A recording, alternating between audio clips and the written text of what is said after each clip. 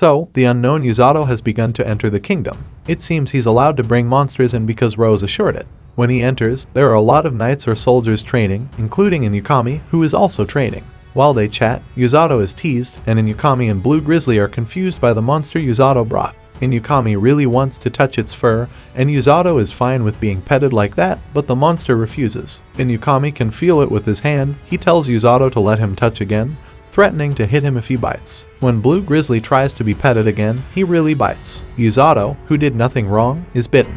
Yuzato actually wants to meet Kazuki.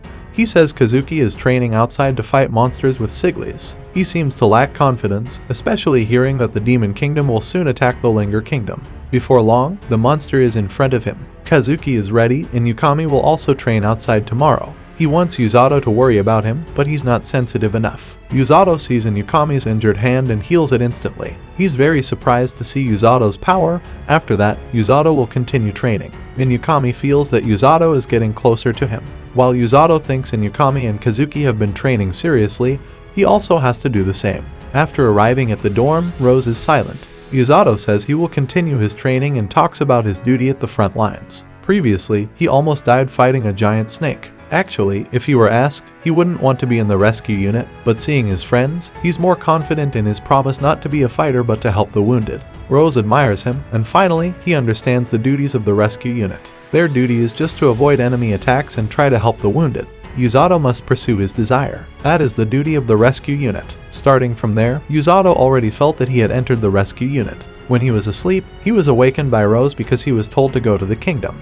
Yuzato got the task to accompany Inukami in training outside. He felt strange about why he had to be paired with Inukami. Previously, Yuzato was told to take care of Kazuki, but because he had just returned from training, Rose didn't want to take the risk. When urged again, Rose had to accept it. A while later, they both arrived there, and Yukemairuku and Korin were there too. And Yukemairuku was a gatekeeper, and because Yuzato brought Blue Grizzly, Inukami seemed happy. He thought Blue Grizzly was brought there to be closer to the others. When everything was ready, they left. Yuzato, without additional words from Rose, just asked not to rely on his power because it could only heal, not awaken. Meanwhile, Kazuki, who had just returned from training at the border yesterday, immediately returned to training. This made Celia slightly worried about Kazuki because he was pushing himself too hard. He should rest first, but Kazuki felt he was fine. When he heard that Kazuki had defeated many monsters at the border during the previous training, Yuzato remembered that it was where Blue Grizzly lived. He was afraid the monster would miss its home. Inukami asked if Blue Grizzly was still sleeping,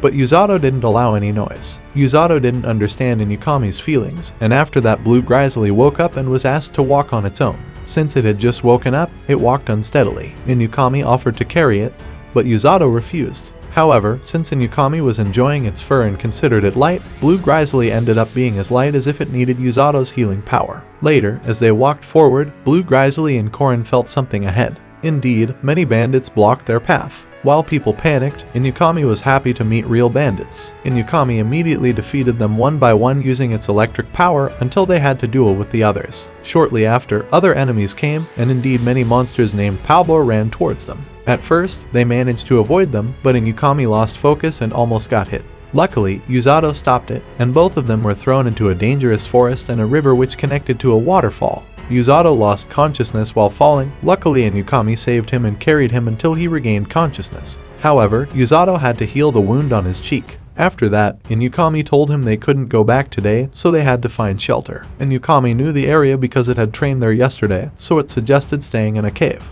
They would be safe from the rain there. Inukami changed its clothes. But because they didn't bring anything, they had to use their own abilities to survive in the forest, such as catching fish, making fire, and so on. After that, they grilled the fish while Yuzato dried his clothes because they were wet. Inukami felt embarrassed seeing Yuzato shirtless, but said Yuzato's powers were developing. After a while, a monster came, which Yuzato called venomous. Inukami refused to listen and got bitten, then fainted. While on the other side, Kazuki received news from his king that Inukami and Yuzato had been thrown into the forest and now their whereabouts are still unknown. Kazuki couldn't stay still, especially since the king could mobilize a search team tomorrow. Kuki wanted to find them quickly, but Rose was there blocking him, saying he shouldn't worry as long as Yuzato is around, everything will be fine. She was confident that Inukami is with Yuzato now, and as long as Yuzato is safe, Inukami will be safe too. After eating, Yuzato felt relieved with Inukami's strength. They would take turns sleeping. Initially, Yuzato was told to sleep first, but he didn't want to. Instead, he engaged in conversation with Inukami about life in this world, whether there were any regrets, and so on. Now Yuzato seems to be enjoying his life in this new world, focusing only on taking care of Inukami and Kazuki. Inukami also wanted to be asked there, but Yuzato already knew that Inukami prefers this new world over the previous one. It seems Inukami enjoys it more here because in the previous world, he faced many restrictions from his parents, unlike here where he feels free to do anything. Now he has forgotten about family, friends, and everything else. Now he also focuses on this current life, guarding this kingdom as a central hero. Yuzato feels the same way, especially since his previous life wasn't interesting to him. He feels he's more mature now and enjoys talking with Yuzato rather than admiring him, which makes him embarrassed. The next day, Yuzato wants to leave the forest, but they need to be careful in case there are monsters. Soon someone arrives, initially thought to be someone else, but it turns out to be Blue Grizzly along with Eriku. It seems Eriku is exhausted from following Blue Grizzly all day. Since Yuzato was thrown, Blue Grizzly had been chasing him, leading him to where Blue Grizzly and his family live. At first, Yuzato felt sorry for Eriku, fearing he couldn't move on, but he had already forgotten and wanted to live with Yuzato. After that, they would return to their kingdom. In short, Yuzato and Inukami have returned to the kingdom, and they both seem fine. Yuzato is used to such situations now, which makes Lloyd somewhat strange because his training seems more intense than before. Lloyd asks about Yuzato's training, whether it's going well or not. Yuzato answers cautiously, afraid of Rose getting angry. He just says it's going well. He then tells Inukami to rest first, and he will rearrange their training later. When they are told to leave, Rose and Siglis are told to stay. Outside, Yuzato seems curious about what they will talk about as he notices the Prime Minister's gloomy face earlier. Shortly after, Kazuki arrives with Celia, who seems panicked, while Yuzato appears normal. Celia tells them that Kazuki almost went looking for them yesterday, and Kazuki stammers. Then Inukami and Kazuki talk outside, where Kazuki is stopped and reassured by Rose that Yuzato won't easily die. Rose has such confidence in Yuzato. Yuzato thinks it's not a compliment, but rather that Rose knows he was nothing compared to the training he usually undergoes. He hopes Kazuki won't be influenced by Rose like Inukami, who seems completely swayed. After that, Yuzato and Inukami want to rest. After they leave, Celia feels they are closer now. Kazuki agrees, especially since they came to the same world. Then Celia sees them getting close, making her very jealous. She wants to be close friends with them too, so she asks Kazuki to call her by her name, Celia, just like Inukami calls him.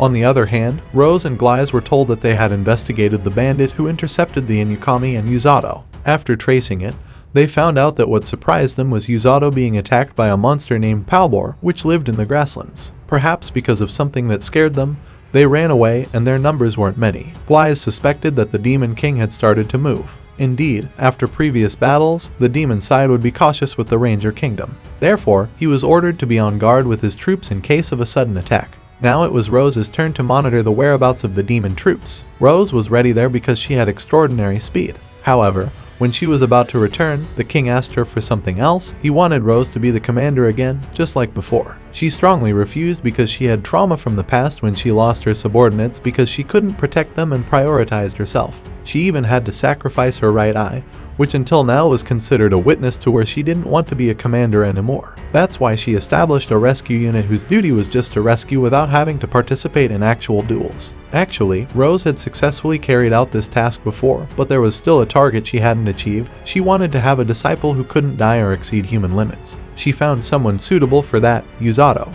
He had many advantages, especially in terms of not giving up. He was told to do whatever it takes. Yuzato had to be suitable for this, even though his downside was that he was easily influenced by his surroundings, unwittingly rambling on. So, Rose went to spy on the demon troops that night. When they were about to eat, there was a letter from Rose for Yuzato. They didn't know where Rose was going, plus she wouldn't be having dinner with them there. The letter stated that Yuzato's training would be off tomorrow. Instead, he was asked to deliver the letter. He had prepared the map. Meanwhile, on the demon side, they had started to move. They were building a bridge to cross. Amila was leading as the commander. She was frustrated with her subordinates, especially Black Knight, who kept silent and seemed lazy. Amila was angry until finally that person moved, although still unwilling to help his comrades. Seeing Amila in trouble now, the person finally moved, although still unwilling to help his comrades. Seeing Amila in trouble now, the person finally moved, although still unwilling to help his comrades. Shortly afterward, it was said that someone was observing them from across, very far away. Amila initially ignored it, but a tree fell towards the bridge they were building, causing it to collapse again. It was impossible for a fall from such a distance. Upon closer inspection, it turned out to be Rose. Amila was furious because she held a grudge against her. Rose escaped at an incredible speed, her intention to observe causing trouble instead, but at least it bought some time. The next day, Yuzato tried to go to where Rose intended. The map was very detailed, making it easy for Yuzato to reach his destination. On the way, many were talking about Yuzato, who usually ran, but this time he was walking. He was questioned by the residents, and even the fruit seller asked about blue grisely, his favorite fruit. He would buy some after he returned. Finally, Yuzato arrived at the place. There, he met his brother, Orga, who was looking for someone named Eru. Orga knew Yuzato was Rose's disciple, but he couldn't remember his name. He wanted to know where Eru was. Orga said Eru was treating a patient and showed Yuzato. However, Yuzato had to keep quiet because Orga easily lost focus. He was healing with a different power, dark in color, but his treatment made the child instantly refreshed. After finishing treating, Yuzato handed him the letter. Yuzato also wanted to play at his clinic. Yuru asked about the situation and conditions in the rescue unit, which didn't seem much different. The people there were eerie. Orga read the letter, suddenly losing enthusiasm. Yuzato asked if both of them were trained by Rose. Indeed, they were initially trained when they first set up the rescue unit, but they couldn't handle it, especially since the training was tough. As a result, they became afraid of Rose, so they gave up. Shortly afterward, a resident came asking for help because someone else fell while fixing the roof. They went there immediately, and Orga asked Yuzato for help. After just a short run, Orga was exhausted. There were 3 people lying there, and they had to act fast. Orga asked Yuzato for help. Yuzato would do it, and he also learned something. For future reference, the problem was he had never healed a wound this severe before, so he was afraid. Orga told him to believe in his abilities without looking around. Yuzato had to answer because Rose believed in him, and because of that, he managed to do it. After that, they went home, and the residents were helped by Yuzato. They said his healing was perfect because Yuzato was going again. He said goodbye. Next time, Yuzato had to help Orga at his clinic again. After he left, Orga told about the contents of the letter given by Rose, which included them being involved in the battlefield. The war was about to start, so she entrusted them to participate. Surely they could do it. While Yuzato was heading home, he bought some fruits on the way and ate them while walking. But soon, a child stopped him, saying that only Yuzato could see him. Yuzato didn't understand, so the child showed him a future that could be changed by Yuzato, where in the war, Inuki and Kuki would fall at the hands of the enemy, the Demon Kingdom. This made Yuzato nervous. He had to change that bleak future. Yuzato was deeply shocked. They immediately went to find the fox child to ask for more details about the meaning of the vision. However, the gatekeeper informed them that the fox child had gone that way. Then, they didn't know where the child had run off to. Shortly after, Rose arrived, startling both of them, especially the gatekeeper, who fled immediately out of fear. Yuzato thought it was understandable, considering how fierce Rose was. She said she had been spying at the Demon Kingdom's border, where they were building a bridge to cross the river. Luckily, Rose destroyed it to buy some time.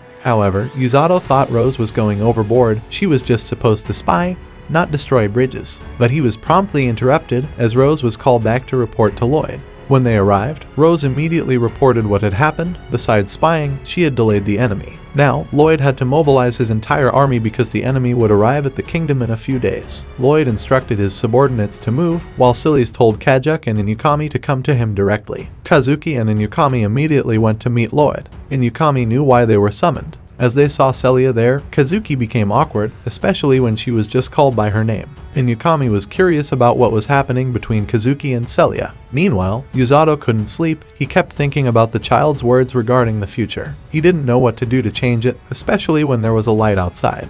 He thought it was a ghost, but it turned out to be Kazuki who came to talk to him. He apologized for disturbing Yuzato's rest. Tomorrow, he had to train. Kazuki, who rarely woke up late, explained that he had been summoned by King Lloyd. Surely, they would be involved in the upcoming battle. He observed that Inukami seemed fine, but the problem now was with him. Kazuki lacked confidence in his abilities. He was afraid because even during training against monsters, he had been nervous. In the actual battle, he would definitely be overwhelmed. He felt pressured by people's expectations of him as a hero, especially since he was still treated well by the kingdom despite not performing at his best during training. Usato disagreed. He saw Kazuki as brave. Kazuki asked Usato what he would do. Usato decided he would join the battlefield. He wasn't afraid of death. He had promised Rose that he would protect everyone, including Kazuki and Inukami. He felt dragged into this world unintentionally. He should have lived there. Therefore, Usato would do anything to protect the kingdom. This inspired Kazuki. He realized he had been cowardly. From that moment on, Kazuki would change. He would fight as hard as he could, and he wouldn't be afraid anymore. He promised to protect Usato and the others. They would all fight together in the future. Usato felt Kazuki's words were a bit exaggerated. After talking with Usato, his heart felt a little relieved, and now he was going to return to the kingdom. Just as Usato was about to go back to sleep, Inukami, who was following Kazuki, appeared. Usato already knew that Inukami would do this because she was surely worried about Kazuki. She didn't want to involve Kazuki in the war, and the same went for Inukami. But since they are both heroes, they have no choice but to do it. Inukami was happy that Kazuki was doing fine. She too returned to the kingdom. The next day, Lloyd informed his soldiers to prepare themselves because the Demon King's army would soon arrive at the Linger Kingdom. Therefore, he ordered his soldiers to prepare strategies, knowing that the enemy's forces would be stronger. However, he also now had new heroes, Kazuki and Inukami, who could potentially strengthen the Linger Kingdom. Lloyd instructed his troops to stand by near the border, specifically in the grasslands, because 2 years ago they managed to hold off the Demon King's army using that strategy. Now he had a rescue unit, so it would be safer even though his people were currently anxious. He was confident that his kingdom would win. Meanwhile, Yuru was at Usato's place playing with Blue Grizzly and wanted to pet it, but Blue Grizzly again refused to be touched. It had been several times, yet this monster was very arrogant. Soon, Orga came carrying something, and since he was weak, even lifting something that big made him tired. Luckily, Usato helped him. Yuru seemed very happy now. However, according to Orga, he was not fine. He seemed nervous because it was Yuru's first time participating in a war. To avoid showing his nervousness, Usato was called by Rose to come to her room. Usato was trembling, afraid of what might happen because it was his first time being called to her room. When he got there, Rose asked him about his duties, and he said he was assigned to the front lines. This time, Rose told him to stay in the back for now, and only move to the front if there were many casualties. He also had to be keen on observing the other troops. If there were any injured who could still fight, he shouldn't heal them right away as it would be disruptive. Rose then gave him a rescue unit uniform, saying that Usato deserved it. This was the result of his hard training. The uniform was white to distinguish it from other troops, but she reminded him that even the rescue unit members were not invincible, so Usato should not be reckless or sacrifice himself. Rose would not forgive him if he did that. The point was that Usato should not underestimate anything just because he had healing magic. Usato understood and always kept Rose's words in mind. After that, he went outside, still pondering the prophecy from yesterday, unsure if it was real or fake. What was certain was that he would not let Kazuki and Inukami die. In short, Rose's group was already on their way to the border. Yuru was bored of riding horses because the journey was still far, and the demons were unlikely to appear near the castle. Usato, who was experiencing this for the first time, was curious about what the demons looked like. Rose explained that demons were like humanoid beings with horns, whose physical and magical strength exceeded that of humans, so they had to be careful. Even the minions were strong. Usato thought he would be scared, but he was more afraid of Rose. Rose saw that Usato, who had accidentally entered this world, had grown significantly in strength. She then remembered something and started telling a story about 5 years ago when she was newly promoted to the battalion leader. King Linger had informed her that there was news of demons roaming the border or the dark areas of Linger, hindering traders from crossing the border. To ensure safety, he ordered her to deploy her troops and accompany the traders to prevent any incidents. After that, while outside, Siglis asked again about the news regarding the demons. He believed that the demons intended to invade the kingdom, but Rose did not take it seriously. However, she planned to deploy her soldiers as a precaution. While she was pondering this, Rose's vice captain wanted to talk, but since it was an interruption, he was smacked. The man named Ol knew about the earlier conversation regarding the demons planning to attack the kingdom and got beaten again for eavesdropping. On the way, Ol was curious about the demons, wondering if they were that strong, which made Rose think that Ol was underestimating the enemy. After returning, Rose decided to lead their training again for the next week. When they got home, they saw the soldiers gathering, and Ol reluctantly had to announce that Rose would be taking over the training again. The soldiers were disappointed with Ol because the training was hard under Rose's command. After a week, Rose returned to Lloyd, saying that the demon threat was becoming clearer and more real as many demons were capturing monsters in the forest. Seeing that the soldiers were now well trained, Lloyd wanted Rose to investigate further and allowed her to duel if necessary. Rose accepted and announced to the soldiers that they would embark on a mission the next day to investigate the demons, estimating the enemy forces to number between 10 and 30, so they needed to be well prepared. Ole tried to take charge again, but the others were still angry because of the tough training under Rose. This time, however, Rose stopped them to ensure they prepared properly and seriously for the mission. Ole then motivated his comrades. The next day, Rose and the others set off on horseback. Despite searching, they found nothing and decided to rest. Ole had a discussion with Rose about heading west the next day to search for the demons. He felt a bit insecure, fearing another mistake, but the others supported him as vice captain. Since it was night, they decided to sleep in shifts, with Rose taking the first watch and Ole ordered to sleep. However, Rose noticed Ole was still awake, so they sat and talked. Ole asked why he was chosen as vice captain despite not being as outstanding as the others. Rose thought Ole wasn't fit for the role, but Ole found it strange that only Rose had been promoted to battalion leader, making him no longer part of their group. Ole was reluctant to take on the leadership role, wanting Rose to remain their leader. Ole didn't feel he deserved the position because he was too strict and stubborn. When he first met Rose, he wanted to get angry but ended up respecting him. This was the first time he could be managed, so he aimed to surpass Rose and become his student to improve and not be outdone. Over time, Rose gained many students and understood their personalities. Therefore, Rose no longer doubted that Ole could become the next captain, believing that a trusted leader would naturally earn the respect and obedience of their followers. After their long conversation, Rose decided to sleep and ordered the others to rest as well. However, it turned out the others were still awake and had heard their conversation. They supported Ole and didn't hate him. Feeling embarrassed by the eavesdropping, Ole was chased around playfully.